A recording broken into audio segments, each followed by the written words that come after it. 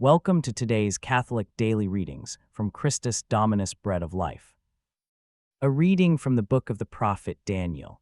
King Belshazzar held a great feast for 1,000 of his lords, and he drank wine before them all. While he was tasting the wine, Belshazzar ordered that the gold and silver vessels be brought, which Nebuchadnezzar his father had taken from the temple which was in Jerusalem, so that the king and his nobles, his wives and his concubines might drink from them. Then the golden vessels and the silver vessels were brought, which had been carried away from the temple of the house of God which was in Jerusalem, and the king and his nobles, his wives and his concubines drank from them. They drank wine and praised their gods of gold and silver, bronze, iron, wood, and stone. At that very hour there appeared fingers, as of a human hand, writing on the plaster of the wall opposite the lampstand in the king's palace, and the king saw the part of the hand that wrote. Then the king's face was changed, and his thoughts alarmed him. His limbs went limp, and his knees knocked together. Then Daniel was brought in before the king. The king spoke and said to him, "Are you Daniel, one of the exiles of Judah whom my father the king brought from Judah? I have heard of you that the spirit of the gods is in you, and that light and understanding and excellent wisdom are found in you. I have heard that you can interpret dreams and solve difficulties. Now if you can read the writing and make known to me its interpretation, you shall be clothed with purple and have a chain of gold around your neck, and you shall be the third ruler in the kingdom." Then Daniel answered the king, "Let your gifts be for yourself, and give your rewards to another. Nevertheless, I will read the writing to the king and make known to him the interpretation. You have lifted yourself up against the Lord of heaven, and the vessels of his house have been brought in before you, and you and your lords, your wives and your concubines have drunk wine from them. And you have praised the gods of silver and gold, of bronze, iron, wood, and stone, which do not see or hear or know, but the God in whose hand is your breath, and whose are all your ways, you have not honored." Then from his presence the hand was sent, and this writing was inscribed. And this is the writing that was inscribed: Mene, Tekel, Peres. This is the interpretation of the words. Mene, God has numbered your kingdom and finished it. Tekel, you are weighed in the balances and found wanting. Peres, your kingdom is divided and given to the Medes and Persians.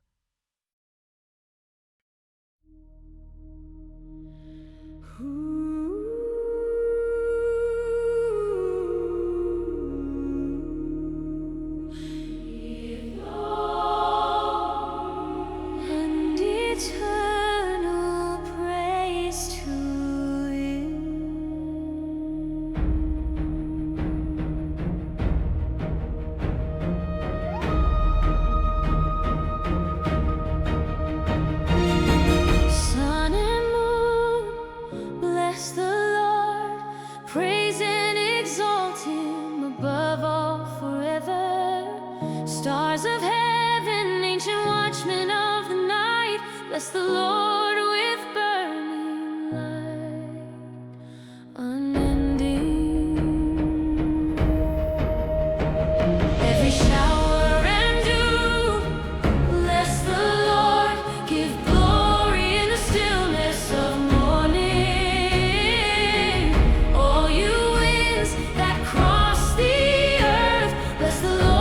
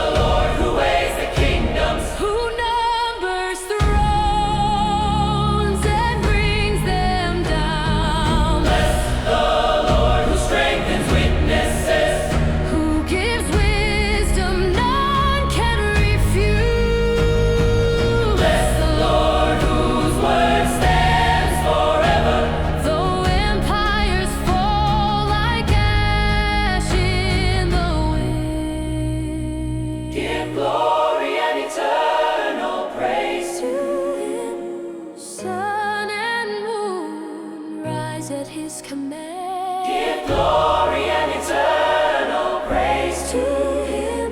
Stars bow in fire, dances before his throne. Give glory and eternal praise to him. Nations tremble, but his people stand. Give glory and eternal praise to him. For his kingdom remains when every other falls. Give glory and eternal praise to him.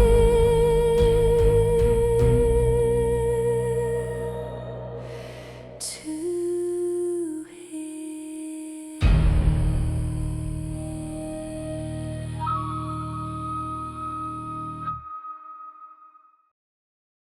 A reading from the Holy Gospel according to Luke. But before all these things, they will lay their hands on you and persecute you, handing you over to synagogues and prisons, dragging you before kings and governors for the sake of my name. It will lead to testimony for you. Therefore, set your hearts not to prepare your defense beforehand, for I will give you a mouth and wisdom, which all your adversaries will not be able to resist or contradict. You will be handed over even by parents and brothers and relatives and friends, and they will put some of you to death, and you will be hated by all because of my name. Yet not a hair of your head will perish. By your patience you will possess your souls. Join us for today's reflection. They will seize you and persecute you, hand you over to synagogues and prisons, lead you before kings and governors because of my name. Jesus isn't warning them to avoid this. He's preparing them for what it produces. It will lead to your giving testimony. The arrest becomes the platform. The trial becomes the opportunity. You end up before authorities who would never listen otherwise, and suddenly you're bearing witness to Christ right in front of them. But here's what's remarkable. Remember, you are not to prepare your defense beforehand. I myself shall give you a wisdom in speaking that all your adversaries will be powerless to resist or refute. Don't prepare. When the moment comes, Jesus will give you the words, not because you rehearsed, because he speaks through you when it matters. That's not laziness. That's trust. The wisdom isn't yours. The testimony isn't about your cleverness. It's about his truth spoken at exactly the right moment. Now look at what happens when someone does the opposite, when someone takes what God gave them and wastes it. King Belshazzar threw a banquet and ordered the gold and silver vessels from God's temple brought in.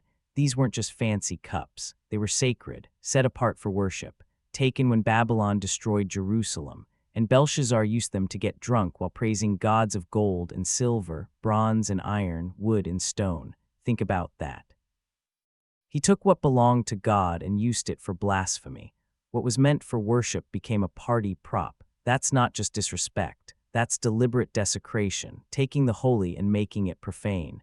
Then a hand appeared, just a hand, no body, writing on the wall. The king's face went white, his knees knocked. He called every wise man in Babylon, promised them wealth and position. None could read it, none could interpret it, because human wisdom can't read divine judgment. Daniel comes in, they offer him rewards. He refuses them before he even starts. Keep your gifts. I'll read the writing anyway, because truth doesn't negotiate for payment. Judgment doesn't bargain. The hand wrote what it wrote. You have rebelled against the Lord of heaven. You had vessels from his temple brought to you. You praised gods that neither see nor hear. But the God in whose hand is your life breath you did not glorify. That's the issue. Not just that Belshazzar was arrogant. That he took breath from God and spent it praising things that can't even breathe. He had everything from God, life, breath, power, kingdom, and gave God nothing. Used what was holy for what was profane, glorified dead things instead of the living God. This is what was written, Mene, Tekel, Perez. God has numbered your kingdom and put an end to it. You have been weighed and found wanting. Your kingdom is divided, numbered, weighed, divided. Your time is up. Your life is insufficient. Your kingdom is over. That night Belshazzar died. The kingdom fell. Everything collapsed. Because when God weighs you and finds you wanting, power can't save you. Wealth can't save you. Advisors can't save you. Now connect this to what Jesus is saying. Daniel didn't prepare that interpretation. He didn't rehearse how to soften the message.